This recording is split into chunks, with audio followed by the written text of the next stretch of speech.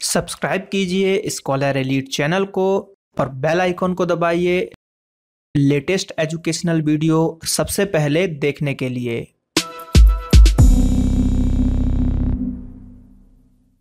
Hello friends, आज का lecture होगा आपका जीएस टेस्ट सीरीज़ जो स्टार्ट हुई है रेलवे के लिए, उसका पार्ट 9 होगा, जिसके अंतर्गत हम पढ़ेंगे फिजिक्स, केमिस्ट्री और लाइफ साइंस के कुछ प्रीवियस ईयर क्वेश्चन जो रेलवे में भी आए हुए हैं और अन्य एग्जामों में जहाँ जहाँ भी आए हुए हैं, तो वहाँ से जो अच्छे लेवल के क्वेश्चन हैं जिनके आरआरबी में आने की देखिए, क्योंकि क्वेश्चंस जो हैं हर एक जो भी बोर्ड एग्जाम लेता है सबके पास लगभग सेम ही क्वेश्चन होते हैं। थोड़े बहुत मॉडिफाइड करके क्वेश्चन को यूज़ किया जाता है और कुछ क्वेश्चन को नए बना के यूज़ किया जाता है। तो यहाँ पर जो भी क्वेश्चन है मेरे पास मैं उनको बता रहा हूँ यहाँ पर, और उन्हीं सब चीज़ों से हम यहाँ पर पढ़ाई करेंगे। तो चलिए स्टार्ट करते हैं। पहला क्वेश्चन है हमारे पास कि ध्वनि की प्रबलता खाली स्थान पर निर्भर नहीं करती है, यानी कि जो ध्वनि की प्रबलता है यानी कि लाउडनेस जो है किस पे डिपेंड नहीं करती है। तो पहला ऑप्शन है कंपन का आयाम, दूसरा है कंपनावृत्ति यानी कि फ्रीक्वेंसी ऑफ वाइब्रेशन, अगला जो हमारे पास ऑप्शन है वस्तु का कंपन करता हुआ क्षेत्र यानी कि जिस एरिया में बॉडी जो है वाइब्रेट कर रही है, और अगला है ध्वनि के स्रोत से श्रोता की दूरी। तो यहाँ पर अगर हम बात करें आंसर की, तो आंसर यहाँ पर होगा हमारा जो है कंपनावृत्ति यानी कि फ्रीक्वेंसी ऑफ वाइब्रेशन, यानी कि ऑप्शन नंबर बी पर निर्भर नहीं करेगा। तो आंसर हो जाएगा बी। बात करते हैं अगले प्रश्न की। तो कवक और बैक्टीरिया जैसे जीवों का प्रयोग खरपतवारों को नष्ट करने के लिए किया जाता है, ऐसे जैविक घटक कहलाते हैं। यानी कि जो फंगी और बैक्टीरियाज हैं उनको हम यूज़ करते हैं, ठीक है, वीड्स को डिस्ट्रॉय करने के लिए, है ना। तो वो जैविक घटक जो हैं, बायोलॉजिकल एजेंट्स हैं, उनको हम क्या कहते हैं? तो कवकनाशी, बायो जो है बीडिसाइड्स जो होते हैं, या फिर शाकनाशी या कीटनाशी, तो उसको हम बोलते हैं बी बायो बीडिसाइड। मतलब देखिए बनी सी बात है, क्यों इसका आंसर ये हुआ, क्योंकि यहाँ पे बोला ही गया था बायोलॉजिकल एजेंट्स जो कि वीड्स को ख़त्म कर रहे हैं। तो कौन ख़त्म कर रहा है? यहाँ पर जो है बीडिसाइड्स ख़त्म कर रहे हैं उनको, ठीक। तो बायो जो है इसका आंसर हो जाएगा, ठीक है।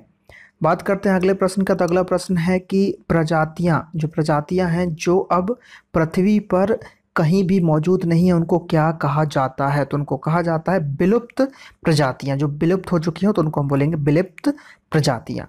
अगला प्रश्न है बेप्रतिबिंब जिन्हें पर्दे पर प्राप्त किया जा सकता, उनको मतलब किससे संबोधित किया जाएगा जिन्हें कहा जाए? तो देखिए वास्तविक प्रतिबिंब, आभासी प्रतिबिंब, उल्टा प्रतिबिंब और परावर्तित प्रतिबिंब।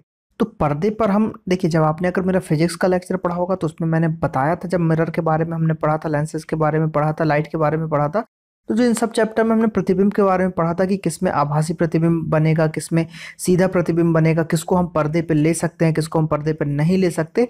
तो उसी से रिलेटेड क्वेश्चन है यहाँ पर। तो यहाँ पर पूछा है कि वह प्रतिबिंब जो पर्दे पर प्राप्त किया जा सकता। तो देखिए पर्दे पर प्राप्त किया जा सकता वास्तविक, यानी कि रियल इमेजेस को आप पर्दे पर प्राप्त कर सकते हो। तो इसका आंसर हो जाएगा रियल इमेजेस। अगला प्रश्न है कि लकड़ी, कागज जैसे ठोस ईंधनों के दहन से उत्पन्न आग को बुझाने के लिए इस्तेमाल किए जाने वाला सबसे सामान्य अग्निशामक जो है यहाँ पर कौन सा है? जल अग्निशामक, सूखा पाउडर अग्निशामक, फोम अग्निशामक या कार्बन डाइऑक्साइड अग्निशामक? तो बनी सी बात है, यहाँ पर जो है जल अग्निशामक का यहाँ पर यूज़ किया जाता है लकड़ी, कागज, ठोस पर। सामान्य जो है मेनली घर में यहाँ पर मिल जाता है, ठीक है। अगला प्रश्न है कि कॉपर सल्फेट के विलयन में बिजली के वाहक हैं, यानी कि जो कॉपर सल्फेट का विलयन होता है उसमें जो इलेक्ट्रिसिटी है जो इसको कैरी करता है, तो वो कौन करता है? तो वो है यहाँ पर आयन। कौन है? आयंस। तो आंसर हो जाएगा आयन। अगला प्रश्न है कि पानी के गिलास में, जो पानी का गिलास है हमारा, उसमें रखा गया एक चम्मच पानी के पृष्ठ पर मुड़ा हुआ दिखाई देता है, किस कारण से? तो ये भी फिजिक्स में जब हम पढ़ रहे थे लाइट चैप्टर, तो हमने यहाँ पर इस चीज़ को पढ़ा था। तो ये होता है प्रकाश के अपवर्तन के कारण, रिफ्रैक्शन ऑफ लाइट। क्या? Refraction, not reflection. तो यहाँ पर है रिफ्रैक्शन के कारण यहाँ पर होता है, तो प्रकाश का अपवर्तन, नॉट परावर्तन। अगला प्रश्न है कि उस जीव को पहचानिए जिसमें परिसंचारी तंत्र नहीं होता, यानी कि जिसमें परिसंचरण तत्व होता ही नहीं है। कुत्ता, मेढक, मनुष्य या हाइड्रा? तो इसका आंसर होगा हाइड्रा। बनी सी बात है, कुत्ता, मेढक और मनुष्य नॉर्मल जो है आप देख सकते हैं मनुष्य में होते हैं, कुत्ते में भी होते हैं, मेढक में भी होते हैं, हाइड्रा में नहीं पाया जाता। तो अगला प्रश्न है हमारे पास कि धूम कोहरा संयोजन है, यानी कि स्मोक जो है किसका मिक्सचर है? धुएं और कोहरे का, सल्फर डाइऑक्साइड और नाइट्रोजन का जो नाइट्रिक ऑक्साइड है उसका, या फिर हाइड्रोजन सल्फाइड या एरोसोल का, कार्बन डाइऑक्साइड जल वाष्प का। तो इसका जो आंसर है धुएं और कोहरे का मिक्सर होता है स्मॉग। अगला है कि ग्रंथिका के साथ नाइट्रोजन यौगिकीकरण जीवाणु खालिस्तान की जड़ों में पाए जाते हैं। तो मेनली देखिए ये जो है फली वाले जो भी पौधे होते हैं, पेड़ पौधे होते हैं या जो फसल होती है उनमें पाए जाते हैं। तो इनमें से फली वाली फसल, एक ही आपको मटर दिख रही है, तो आंसर क्या होगा, मटर ही जाएगा। अगला प्रश्न है कि खाद्य वस्तुएं है ना, जैसे अनाज, दाल, सामान्यतः सूर्य के प्रकाश में सूख कर संरक्षित किया जाता है। इस विधि को क्या कहते हैं? मतलब जो सूर्य के प्रकाश में आपको सुखाना है। तो देखिए पाश्चराइजेशन तो होगा नहीं, शीतलन होगा नहीं, मतलब प्रशीतन यानी कि रेफ्रिजरेशन होगा नहीं, ये दोनों तो कट गए।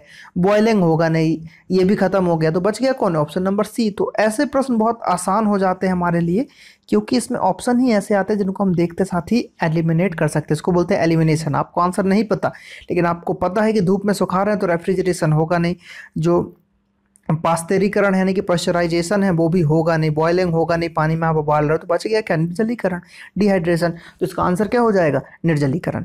अगला प्रश्न है यहाँ पर हमारे पर कि तनुकृत हाइड्रोक्लोरिक अम्ल है, HCl है, ठीक है, डाइल्यूट के साथ जब जिंक धातु अभिक्रिया करती है तो क्या बनता है? जिंक हाइड्राइड और जल, या फिर जिंक ऑक्साइड और हाइड्रोजन गैस बनती है, या फिर जिंक ऑक्साइड और हाइड्रोजन गैस, या जिंक क्लोराइड और हाइड्रोजन गैस, और जिंक क्लोराइड और जल। तो जो इसका आंसर है जिंक क्लोराइड और हाइड्रोजन गैस यहाँ पर रिलीज होती है। तो ये एक बहुत ही इंपॉर्टेंट प्रश्न है। निम्न में से किसमें घर्षण हानिकारक है? मशीन के चलते हुए हिस्सों में, सड़क पर चलना, वाहन को रोकने के लिए, कागज पर कलम द्वारा। तो देखिए सड़क पर चलने के लिए आपको घर्षण की बहुत ज़रूरत है, क्योंकि अगर घर्षण नहीं होगा तो आप जो है ज़मीन पर चल ही नहीं पाएंगे, खड़े भी नहीं रह पाएंगे। ये सब चीज़ें यहाँ पर होती हैं। और जो अगला है कि वाहन को रोकने के लिए ब्रेक लगाना है तो वहाँ पे घर्षण की जरूरत पड़ेगी, कागज पर लिखने के लिए भी घर्षण की आवश्यकता पड़ेगी। बस मशीन के चलते हुए हिस्सों में घर्षण कम होना चाहिए ताकि वो फ्रीली चल सकें। तो इसका आंसर क्या हो जाएगा? ए। अगला प्रश्न है गलत कथन को चुनना है। भूकंप के आशंका वाले क्षेत्रों की इमारतों में क्या हो, मतलब देखिए क्वेश्चन गलत कथन चुनना है, और क्वेश्चन है हमारे पास कि भूकंप होगा कि जहां पर भूकंप अर्थक्वेक आने की आशंका है वहां पर जो इमारत होंगी उस पर क्या होगा? निर्माण में हल्की सामग्री प्रयोग करनी चाहिए, सही है। निर्माण में भारी सामग्री का प्रयोग करना चाहिए। झटके झेलने के लिए उपयुक्त डिजाइन होना चाहिए, सही है। अग्निशामक उपकरण आसानी से उपलब्ध कराने चाहिए। तो इनमें से कौन सा गलत है? तो गलत है यहाँ पर भैया, निर्माण में भारी चीज़ों का प्रयोग नहीं करना चाहिए। अगला प्रश्न है कि भैया द्रव के द्वारा लगाया गया दबाव क्या कहला? गहराई के साथ बढ़ जाएगा, घट जाएगा, या फिर नहीं बदलेगा, या समान गहराई पर अलग अलग दिशाओं में अलग अलग रहता है?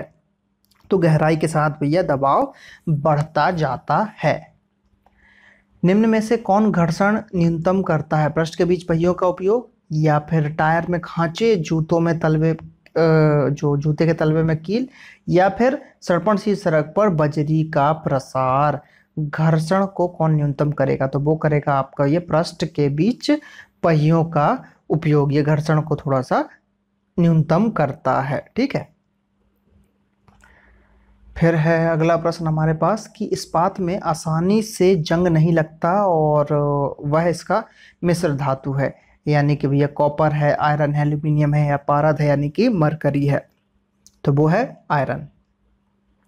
चंद्रमा का सबसे छोटा भाग जो हमें दिखाई देता है उसे हम क्या कहते हैं? पूर्णचंद्र, नवचंद्र, बालचंद्र, या फिर अर्धचंद्र। तो उसको हम बोलते हैं बालचंद्र। क्या बोलते हैं? बालचंद्र। तो ये क्वेश्चन तो देखिए भैया साइंस से रिलेटेड इसको बना दिया गया चांद का उपयोग करके, लेकिन ऐसा कुछ है नहीं, ये रियल लाइफ के प्रश्न है। जैसे लाइफ साइंस बोला गया तो ये रियल लाइफ के प्रश्न में आ सकता है कि रियल में जैसे कुछ भी पूछ सकते हैं। आजकल पेपर में जो है आपके आसपास के वातावरण से रिलेटेड चीज़ें बहुत ज़्यादा पूछी जा रही हैं जो आपके आसपास घटित हो रही है। नेत्र लेंस द्वारा जो है रेटिना पर किस तरह की प्रतिबिंब का निर्माण होता है? तो नेत्र लेंस द्वारा रेटिना पर जो है प्रतिबिंब का निर्माण होता है, वो कैसा होता है? सीधा और वस्तु के आकार के बराबर, या फिर अधोशीर्षी हर्षित, या फिर सीधी और हर्षित, या फिर अधोशीर्षी और अवर्धित। तो जो इसका आंसर है यहाँ पर आपका बी वाला, ऑप्शन बी। अगला प्रश्न, निम्नलिखित जीवों में से किसमें कीटनाशकों की अधिकतम राशि होगी यदि एक झील जो है संतुलित है? तो बड़ी मछलियों में, छोटी मछलियों में, पक्षियों में, किसमें? तो इसका जो आंसर है, आंसर होगा भैया पक्षियों में। जुकाम और फ्लू, यानी कि जुकाम की बात की जा रही है, और फ्लू में एंटीबायोटिक प्रभावित नहीं होते क्योंकि इनके कारण होता है। तो देखिए, बैक्टीरिया, कवक, वायरस या प्रोटोजोआ। तो पूछ रहा है मेनली, सीधे सीधे पूछ रहा है कि भाई जुकाम और फ्लू किससे होता है? तो वो होता है वायरस से। अगला प्रश्न है हमारे पास कि अपरिष्कृत क्रूड पेट्रोलियम ऑयल जिस प्रक्रिया द्वारा परिष्कृत किया जाता है वो क्या कहलाती है? तो ये देखिए, जो पेट्रोलियम है उसको कई विधियों से वो किया जाता है, तो मेनली जो है यहाँ पर आंसर होना चाहिए प्रभाजी आसवन। ये आपको बिल्कुल याद रख लेना है, प्रभाजी आसवन पेट्रोलियम के लिए यहाँ पर यूज होता है। ये केमिस्ट्री का प्रश्न है। निम्न में से प्राकृतिक चयन के होने के लिए सबसे पहले आवश्यक शर्त कौन सी है प्राकृतिक चयन के लिए? तो जो इसका आंसर होगा अनुवांशिक, यानी कि विभिन्नता, जेनेटिक वेरिएशन। और प्राकृतिक चयन का जो है आज का प्रश्न लिख लीजिए आप लोग, उसको कमेंट करके बताइएगा कि जो ये नेचुरल सिलेक्शन है ये किसके द्वारा बताया गया था। मैंने आपको बायोलॉजी का जो चैप्टर सीरीज स्टार्ट की थी उसमें मैंने आपको ये पढ़ाया हुआ है डिटेल वाले में, तो जिन्होंने देखा होगा वो ज़रूर इसको कमेंट करके सही आंसर देंगे। अगला प्रश्न है, निम्न में बिस्मांगी मिश्रणों को पहचानिए। रुधिर, प्लाज्मा, दूध, पीतल या फिर मृदा। तो इसका आंसर क्या होगा? सॉइल्ड हो जाएगा। अम्लराज की संरचना है ना, मतलब जो अम्लराज है किसकी संरचना है, यहाँ पर यह प्रश्न पूछा गया है। तो अम्लराज में जो होता है एक्वारेजिया जिसको हम बोलते हैं, इसमें जो है ये HNO3 और HCl का मिश्रण होता है, जिसमें आपको एक चीज़ बहुत ध्यान रखना है। रेशो तो देखिए 1:3 या 3:1 आप कुछ भी बोल सकते हो, डिपेंड करता है कि आपको ये पता होना चाहिए कि भैया 1 किसका होता है और 3 किसका होता है। अगर ये आपको पता है तो फिर आप कुछ भी बना सकते हो। तो जो इसका आंसर है यहाँ पर 1:3। लेकिन देखिए 1:3 तो है, लेकिन कैसे? HNO3 और सांद्र HCl, यानी कि 1 भाग रहता है आपका HNO3 और 3 भाग रहता है HCl। अब अगर आपसे क्वेश्चन में पूछ ले कि आपको बताइए HCl रेशो HNO3 कितना होता है, तो फिर आप क्या लगाओगे? फिर लगाओगे 3:1। क्यों? क्योंकि HCl पहले है तो HCl 3 है और HNO3 1 है। तो ये क्वेश्चन में बहुत ही घुमा के पूछा जाने वाला एक प्रश्न है। तो यहाँ पर ये प्रश्न समाप्त होते हैं आपके। लगभग 25 क्वेश्चंस को हमने डिस्कस किया इस लेक्चर में, और ऐसे कई वीडियोस आपको आएंगे। ये पार्ट 9 था, अभी 10, 11, 12 ऐसे कई सारे पार्ट आएंगे रेलवे के एग्ज़ाम के पहले तक। जितना ज़्यादा से ज़्यादा मैं कवर करा सकता हूँ करा लूँगा। और तो आपको क्या करना है कि जल्द से जल्द सब्सक्राइब कीजिए यार। 3 लाख जल्दी जल्दी पुराइए। 291 के करीब हो गए हैं, तो ज़्यादा से ज़्यादा सब्सक्राइब कीजिए और 3 लाख को जल्दी जल्दी कंप्लीट करा दीजिए। और इतने प्यार देने के लिए बहुत बहुत धन्यवाद आप लोगों को। इतना आपको पसंद आ रहा है, लेक्चर सीरीज़ भी पसंद आती है, आप लोग देखते हैं, लाइक करते हैं, कमेंट करते हैं, तो बहुत बहुत धन्यवाद उसके लिए। मिलते हैं हम अगले वीडियो में। Thank you. जय हिंद, जय भारत।